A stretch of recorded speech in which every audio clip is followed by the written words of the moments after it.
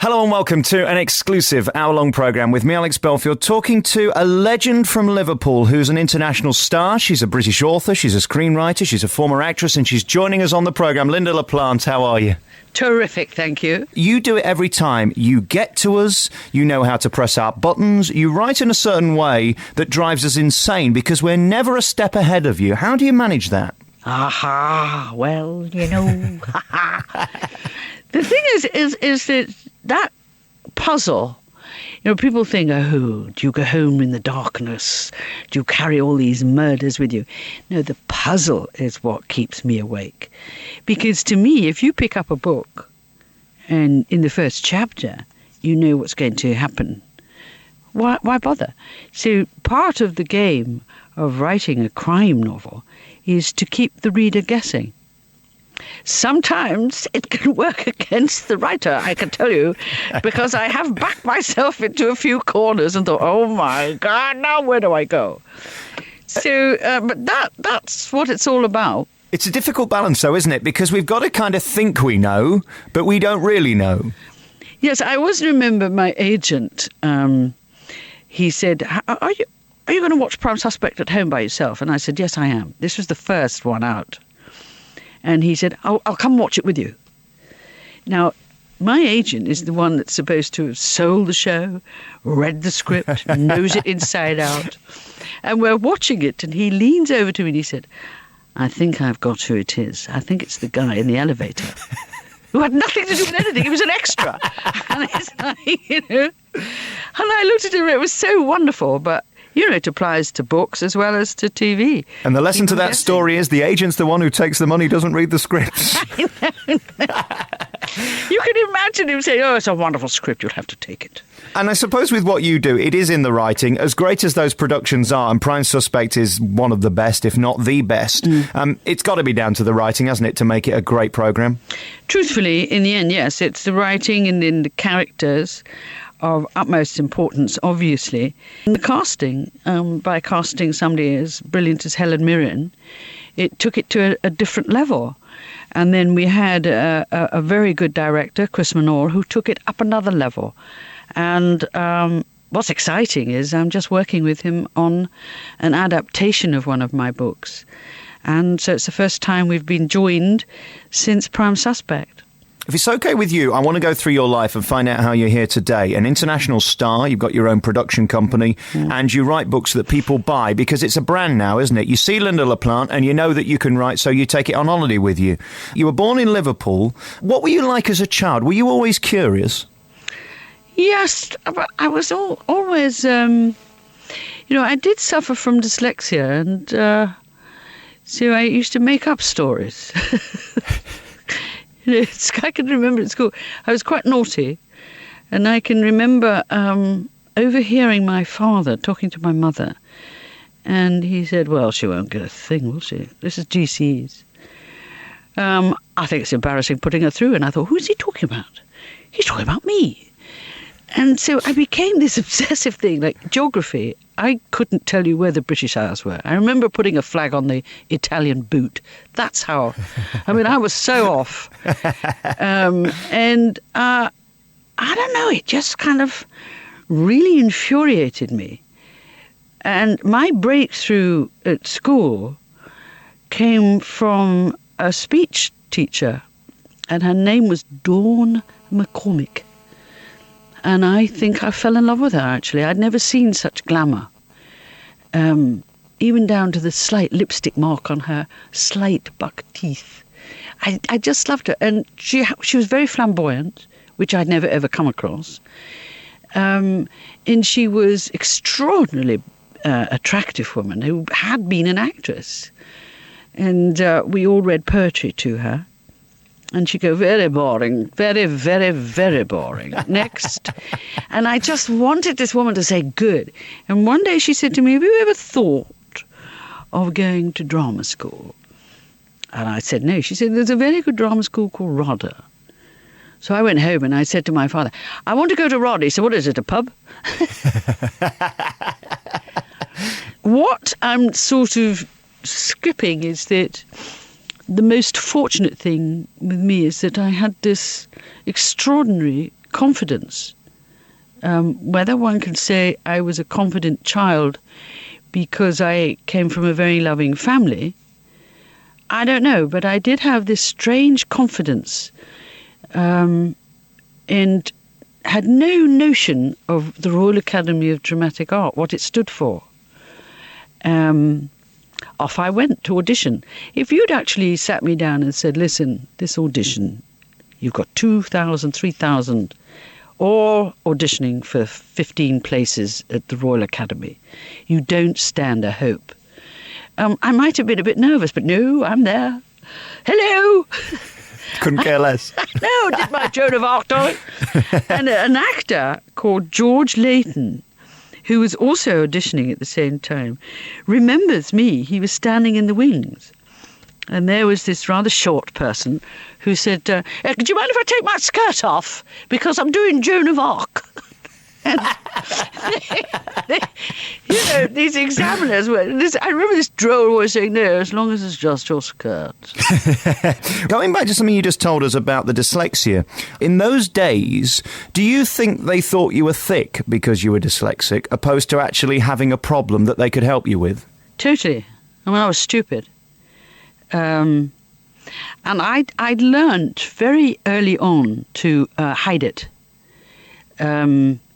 And so reading was a problem. And I learnt at drama school to get somebody to always read something to me. It makes you have the most extraordinary memory, because you're covering all the time. Dyslexia is a very strange...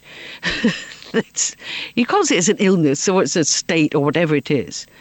But sometimes it doesn't just come in the written word. You just can't read it. You have a memory blank. So you can be writing, and you can be writing something like, he was a very successful person. And you go, sir, you can't see an S. Is it a sh? It's gone. And that, when you suddenly have to stop, if you get embarrassed or hard, the moment you learn that it really doesn't matter that you can't spell something correctly. It doesn't matter if it comes out back to front. As soon as the humiliation of it's gone, you come through. It starts to say, well, does it really matter? And whereas I thought I was the only person that had this problem. And not long ago, I was asked to go to the dyslexic ball. They had a big dinner at the Grosvenor Hotel. And I found it so moving because the realization of so many people with the same problem as I had. But now, whereas I thought I was alone, you're not alone anymore. You know, it's common in classroom to say this child has a problem. We'll give them special training. So it's a bit like having a stutter then. The more you think about it, the harder it becomes. When you don't think about it, it's less prevalent. Absolutely. That's absolutely it. Yeah. How do you deal with your dyslexia today? Has it gone away more? Have you learned to cope with it better? I've learned to cope with it a lot better, but basically the first time I used a typewriter was a breakthrough because of the pace of learning to type, and you weren't facing that block so quickly all the time. Then from the typewriter to computer, I don't bother with spell checks. People say, oh, it's easy now with a spell check. Because, I mean, if I corrected a misspelling, I wouldn't even know if it was right or wrong. What I've learned is that no matter what the technique I'm using now, I still revert to making sure I have somebody correct it before it goes anywhere. Because you do get people thinking, good heavens, this is a load of rubbish. And I remember watching somebody reading a script, and one of the most vital areas in the script was about a pawn ticket. And of course I'd spelt pawn incorrectly all the way through. And they were laughing, and I said, what are you laughing at? And they said, Lynda, how do you spell pawn ticket? And I said, and you feel that awful anxiety and that hot flush. And I thought, this can never happen again, because they weren't reading my script. They were reading my mistakes, my misspellings. And you can say, a lot of people say, well, it's all right for her. You can afford to pay somebody to do it. but you can rope in friends if you haven't got anybody. Rope in friends, say, would you just read this, check it through? I'm awful at spelling, and my producers laugh at me sometimes, and I say, hello, I work on the radio, it doesn't matter. Yeah. Ultimately, it's about the creative writing. It's not about whether you can spell it. It doesn't make any difference. Sometimes when I was an actress, it got to be quite problematic. And I remember I was doing a show, I was a background, they used to call them shaners, where you sing in a group. And we were rehearsing, and it was an old-time music hall. And the song was, I know the Emperor of Japan, I've met the King of Spain, I do declare. And then through this archway came the star, and she had to belt out, in fact, I know every public house, from Marble Arch to Leicester Square. And every night she had an echo, which was the fourth chorus girl on the right. I could not stop my voice every night. And she used to say to me, what is the matter with you? And I stood there and said, I'm sorry, I don't know.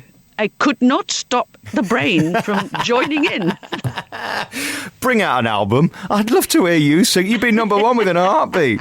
How is that then when a girl goes from Liverpool to RADA? How were you accepted by the toffee-nosed lot who felt they ought to be there and had a right to be there? I found the jump from, the little school I was at and being in a very tight-fit family to living in London with terrible clothes. My mother had cut down stuff. God, I looked like awful. And, RADA is a very cosmopolitan academy because there were French students, there were Swedish students, there were German, American. A lot of them are so much older than me. And I just died there. I hated it. I remember saying to one teacher, I think, she said, no, dear, we had enough of your thinking last term. And it was the first time, the visual thing about my physicality came into being because, I thought I was beautiful.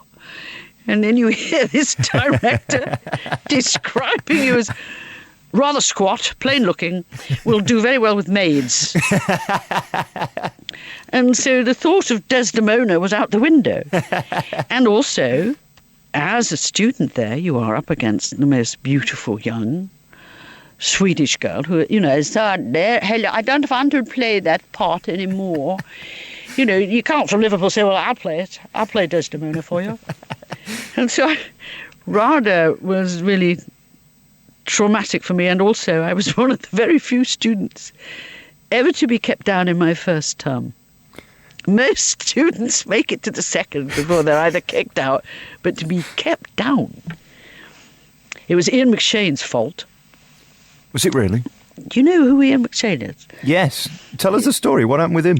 Well, he came to me and he said, do you know something? I know where they keep these tickets. And when you had to be in there by 9, and you put a kind of star against your name.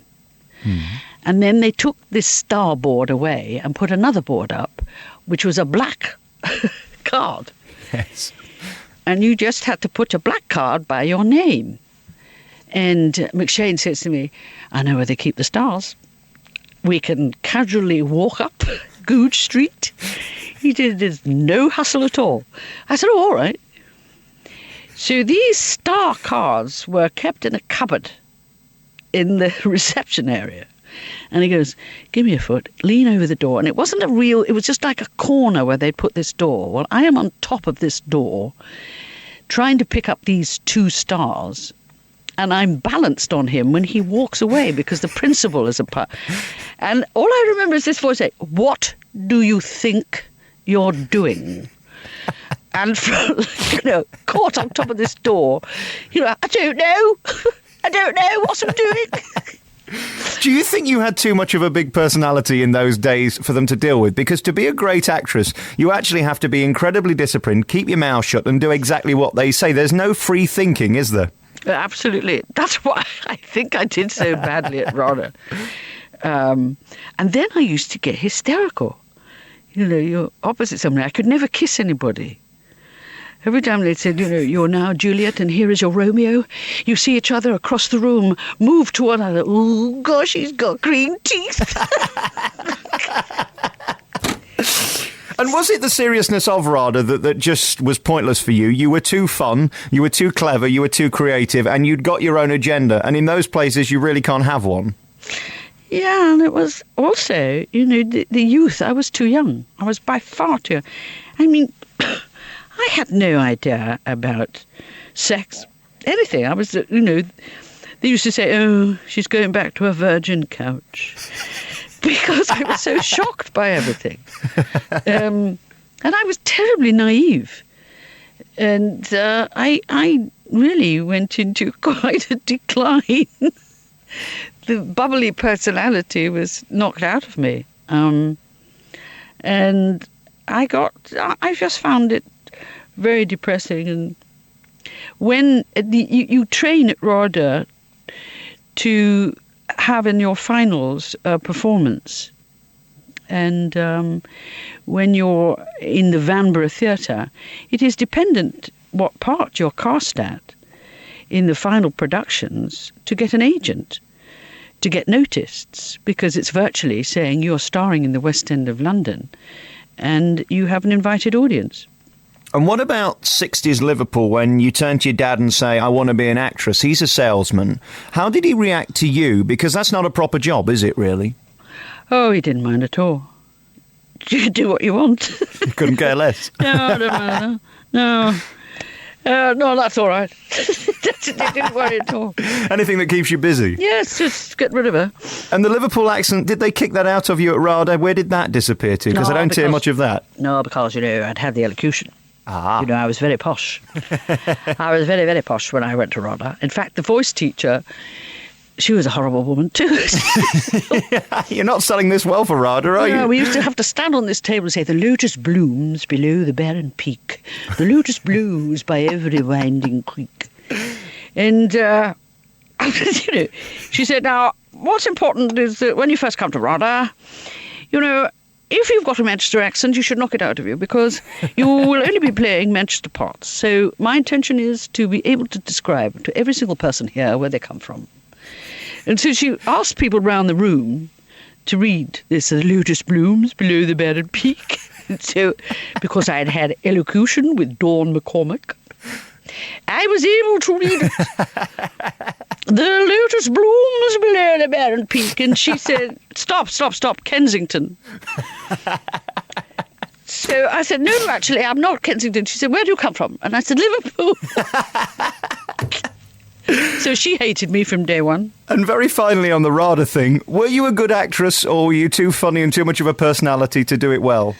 Well, I never really got much opportunity to act. I was always an extra, carrying a tray across the stage. Did you carry the tray well, though? No, dreadful, because I've got quite short arms. And what was amazing was, my family. I mean, I come from a totally non-theatrical family.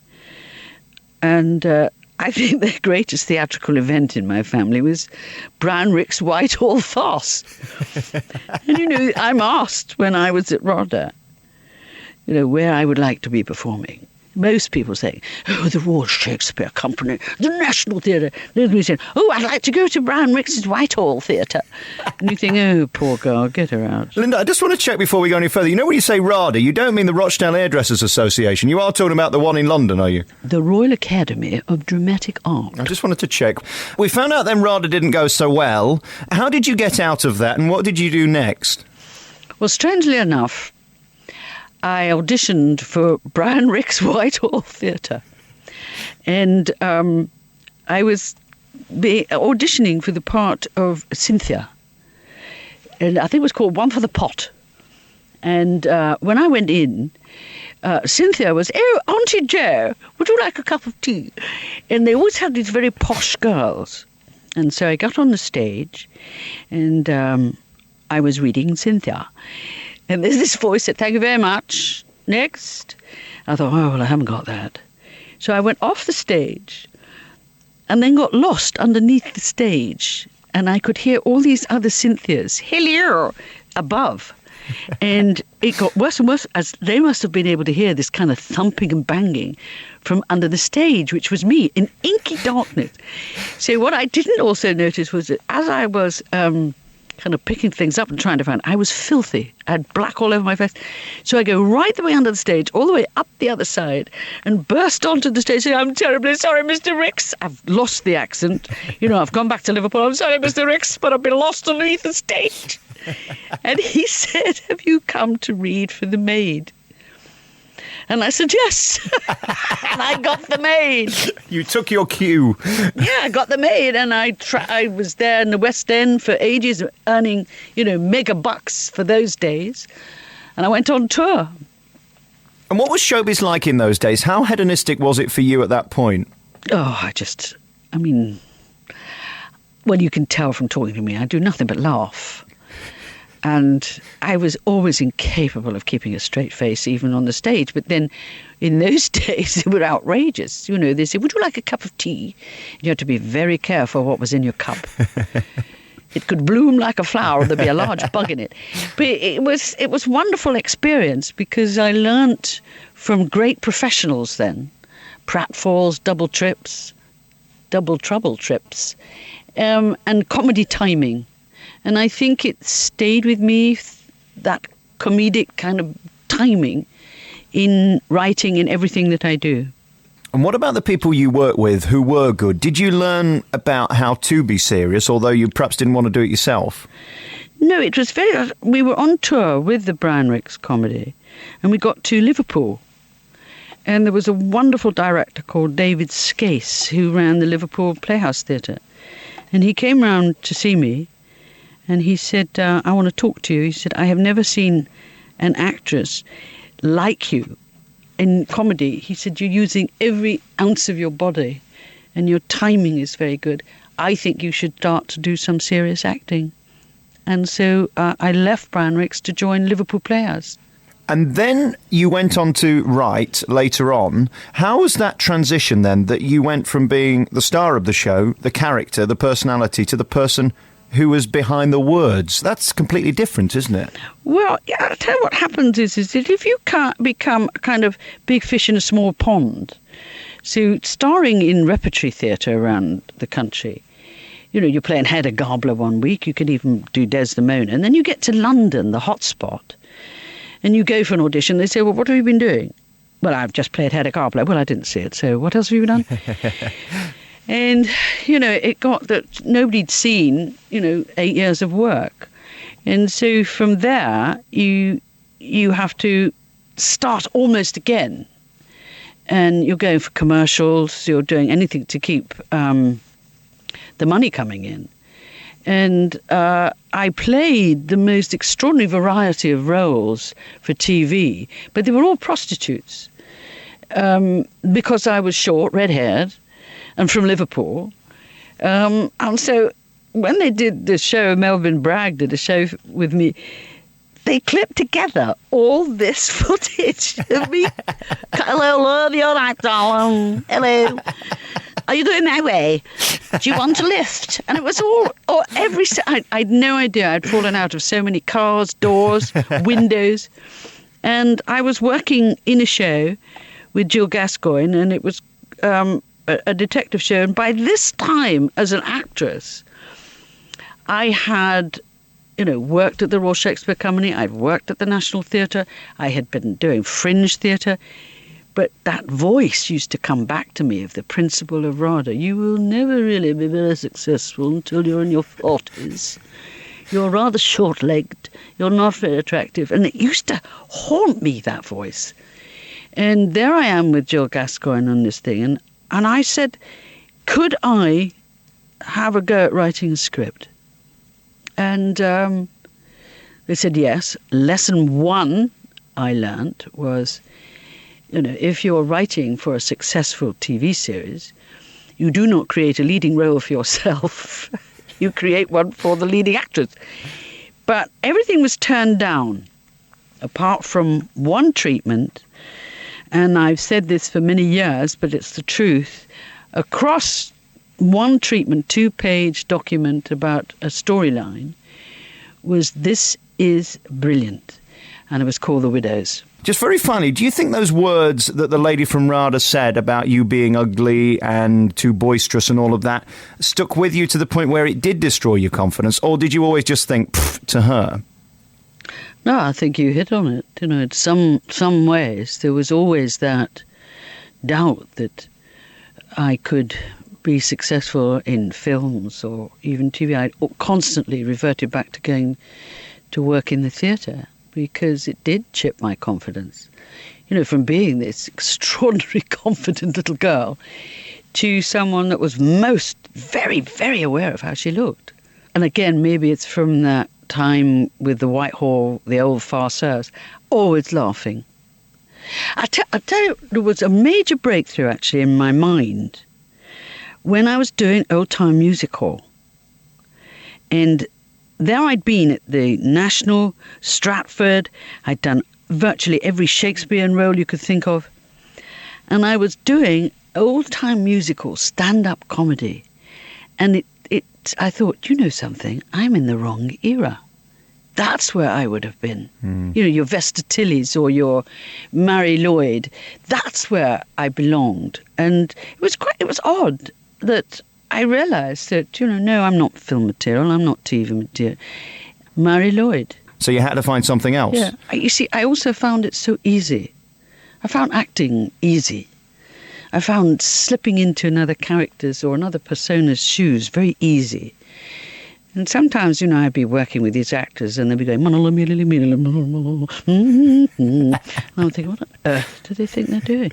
So is it RADA's job then to make acting more difficult? Because without that, they haven't got a job. If you make it look so easy and without training can do it, they're redundant, aren't they? Yes, but you've also got other people who think should be working harder to get the performance. You know, but I used to get them so quickly. It was simple to me. Accents were easier. They were like music. And it was just, I think, I don't know, I just didn't seem to have the in-depth seriousness required for a thespian. Everything was a hoot to me. I spent more time in tears of laughter. I was always laughing, incapable of keeping my face straight. And then I started writing. Which is a solitary occupation, isn't it? It's not social and it's not fun, and I can't imagine there's many laughs because you're by yourself. Is that the case with you, or do you try and do it in a cafe where you've got people around you? No, totally alone. I can't bear to have anybody near me. I can lose myself in 12, 14 hours. It's extraordinary. I love it to such an extent, the freedom. And I encourage so many young writers, and it's mostly saying, just enjoy it. But again, the confidence level, the writer himself will often really hurt his own confidence because he'll get to chapter 1, I think I better reread this, reads it and thinks it's terrible. And then the mistake, they show it to their friends or their mother. And, don't, keep going. Do you hear a script in your head? Do you hear the real dialogue between the characters? How does it come to you to get onto the page? Talking. They talk to me. I've always got the face of the character. Sometimes by going to source, to interview, to do the research, one of them will step forward and become the face of the character. And apparently, I am pretty eerie in my little closet room because I'm talking away to myself. Not only am I talking away to myself, I'm laughing and I'm crying and I'm saying, oh, this is so amazing. You should be locked up, really, shouldn't you? I know, yeah. But it's a wonderful release too. You feel. I mean, when I was writing Deadly Intent, I actually cornered myself. And by that I mean I'm rolling this script, I'm going with it, I'm loving every minute of it, created this great character. And suddenly I had cornered myself with the plot. I'd love to hear any listener who can say, I know where you did that in the book. I'll find it. Because I suddenly thought, oh, now what do? I don't know where to go from here. And it never happened to me before. I did get out of it. But if I tell you how I got out of it, it'll ruin the book. Well, don't do that. Don't do that. I want to talk to you about Prime Suspect, because that's the thing probably most listeners will know you most for in recent years. Help me with DCI Jane Tennyson. She was very sexy and alluring. That must have been deliberate, because I notice your new character isn't as sexy and I don't find her as alluring. Because I had a prototype for Jane Tennyson. And the fact is that when I was researching for the show, I had a real DCI, a Detective Chief Inspector, and her name was Jackie Moulton, and she was from Lancashire. And she used to say to me, well, have you been in an autopsy? If you haven't, come on, Chuck, you better have a look. Come on, Doc. And she took me everywhere, and she said, you know, they never get it right. She had me watching everything, meeting as many people as possible that were connected to an investigation. And I was saturated with her. Very, very tough, very strong character. And when I started to write it, she got the script and would give me notes like, rubbish. Oh, terrible, terrible. And so I allowed myself to be guided totally by her. But when it came to casting, what was imperative to me was that they cast someone of the right age. You know, you can't get to the rank of a DCI and be 22 years old and blonde and gorgeous and, hello, I'm a DCI. It doesn't work that way. And my policewoman came from the street. She'd been in uniform, she'd worked her way up, and all of this was guided by Jackie. And so Helen Mirren was very well known to somebody like myself who was, you know, in the industry. But to the man in the street, nobody really knew who Helen Mirren was. But she was a great Shakespearean actress. She had great strength to her. And she was my first choice. And she has a rare quality. Helen Mirren is a very sexy woman. But so to say, you know, there she is in her 40s, still very, very sexy. Men fall over backwards for Helen Mirren. They always have done since she was a very young actress.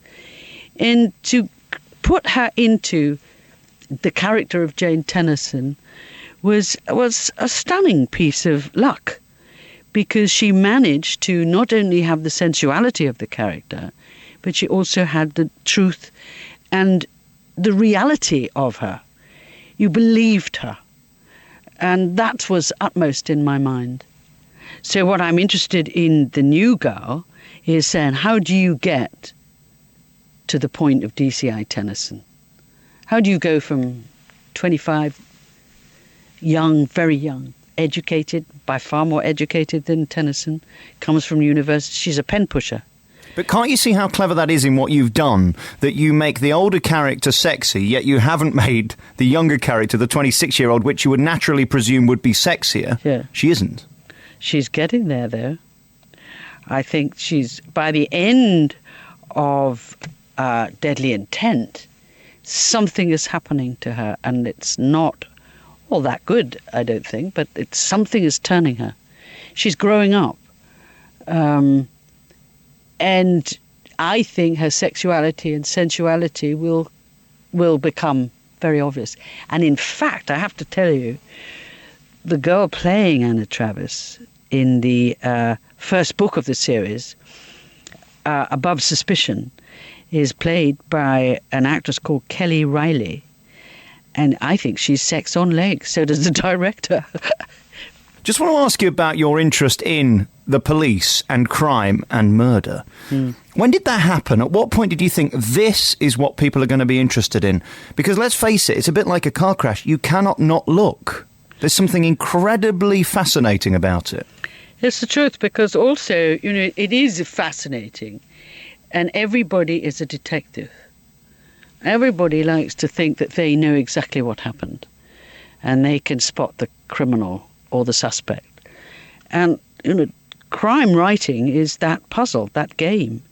You say to the reader, come in. I will have you on the end of a string for a very long time. And I can see if I can beat you. And that game part of it, It's very difficult on TV because you want to say, seen it, heard it, looked at it. It's all rather boring. So you have to keep on turning a little notch and say, turn it up a notch, up a notch. Can you spot who is the prime suspect? And that's what it's all about. So sometimes people say to me, how can you bear to take the darkness, home with it? It's not. It's the puzzle. The game commences. I can keep you interested. So when you actually hear them say, it's a page turner, you succeeded in what you've attempted to do. I don't go into the killer's mind. I don't want to go there. Frank Sinatra said in his last years that he worried he wouldn't sound like Frank Sinatra when he appeared on stage. Do you worry that one day you'll pick up the pen and suddenly nothing comes through and you won't be the creative genius that you have been so far? How do you cope with that? It might be a relief, actually. And I'm being honest. It's because I love it so much, and I've been very fortunate to date to have... I think it's quite important, too, that people have a room where they write, or a space where they write, that they can leave it kind of open, your computer on, your work on. And so any hour I've got free, I go straight into that room and I sit there and I can pick it up. The day that I can't is the day I say, close the computer, finish, it's over.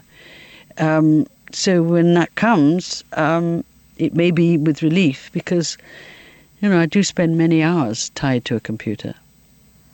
I can't thank you enough for this insight into your life. It's been a really entertaining hour, and thank you very much for talking to me. I appreciate it. Deadly Intent by Lynda La Plante is out in hardback now. Thank you for coming on the programme. Congratulations on your success, and keep doing what you're doing because people just love you and your work, and there ain't many people in this business now that you can say that about. I really appreciate that. Lovely to talk to you, Lynda La Plante. Bye-bye.